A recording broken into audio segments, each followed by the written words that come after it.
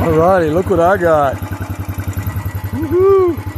I've been out, took it up to 70, and it's a 2020 Royal Enfield Trials Work Replica 500. It's got 27 horsepower all, 30 foot-pounds of torque, 19, 18. It's got a Kickstarter, which I just kickstarted a while ago. Took me a couple tries. You got to give it a pretty good little push. But there's only 125 of these made with a red frame, 125 with a green frame. Last of Royal Enfield's old school, conventional style motorcycle. It's got no balance shaft.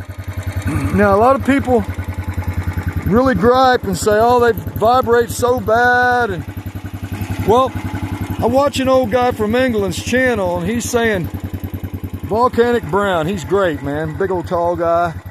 And he's got so many Royal Enfields, and he's saying, look, these motorcycles can be the best motorcycle you ever own, especially for an old guy.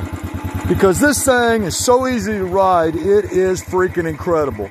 And you can work on everything so easy. It's not like a Jap or even a Harley or an Indian nowadays. They're hard to work on, man. You know, a Sportster, that old school Sportster, that's one thing. But this thing is easy to work on. It's so easy to ride. They started their life as a trials bike. Bullets ever since 1932, and they're still making them. Of course, in a different itineration than this, and no balance shaft in a 500cc motorcycle. And you're going to think, oh man, that's going to vibrate so bad. But not really, because people complain about it. I've started them up on the showroom floor, and I never bought one because I was appalled how bad it vibrated. But the deal is, the engine is so tight, and if you take it easy on it, you let it break in, they break into being super nice and smooth. This is as bad as it vibrates right here. Going 70 down the highway, it was not vibrating. I could have rode it like that 70 all day long.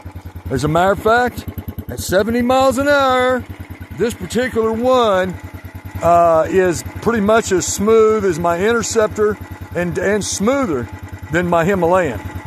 Seriously. I was blown away by how smooth this motorcycle was. I just couldn't believe it, man. And easy to ride, man. It's easy when you go through the mud, which obviously I've been doing. You can just put your feet down and duck walk it, You can turn around in a circle so freaking easy, man. I mean, now I wouldn't want to go over 70 mile an hour on it because it's got a short wheelbase, It's not meant for that. But nah, don't let somebody tell you couldn't, this thing is the old school adventure bike.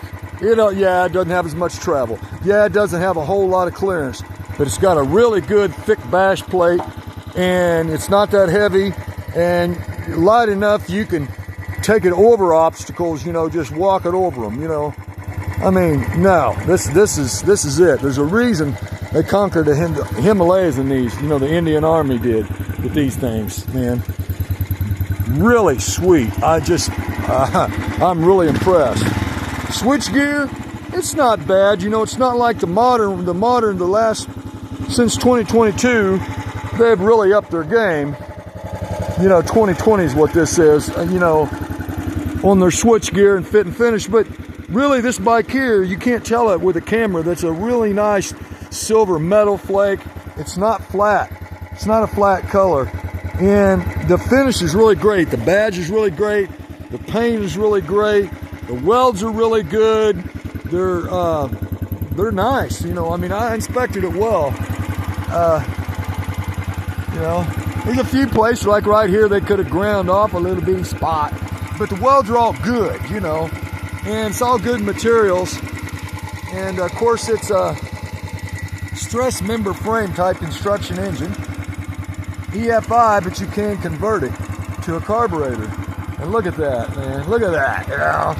Freaking Kickstarter. That is everything. That is everything. These mirrors are aftermarket, and I kind of like them. I don't like the fact that they don't bend back, but you can click them back out of the way. So if it falls over or something. And I've already got a crash guard to put on there. I bought it on the way home at Baxter Cycle in Marne, Iowa. So,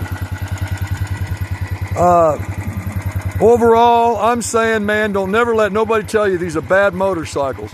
You could get one that somebody's ruined by just thrashing it, you know what I mean, instead of breaking it in, because they're not meant for that.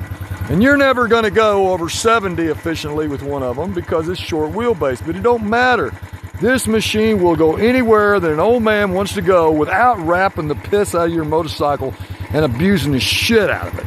And these motorcycles are built to go 60 to 100,000 miles without major overhauls. You know, you treat it right, and these things last. As a matter of fact, I just got through looking this morning at a 1957 Bullet with 53,000 miles on it in Marne, Iowa, that the guy went all over England and Europe on that motorcycle, and that thing was tight. It was tight still. You could just, it was in some incredible shape. I ain't seen any Japanese motorcycles, you know, from the 70s that was in that kind of shape after 50-some thousand miles. I haven't seen it, you know. And this thing was just great, you know. So, yeah. You know, I was never like the red frame too much just looking at them, but in person, there's no way I would change it, you know. I mean, it's a rare motorcycle, and it looks good in person. It wears on you, you know. And the paint job is sweet, man. You don't pick up on the camera, but it's like a real super fine metal flake, real super fine. And it's a nice gloss. Look at them badges, man. So yeah, I'm stoked. I pretty much stole this thing. 4,300 miles, just broke in for me, and that's it, you know. I mean, this thing smells new still. So there we go.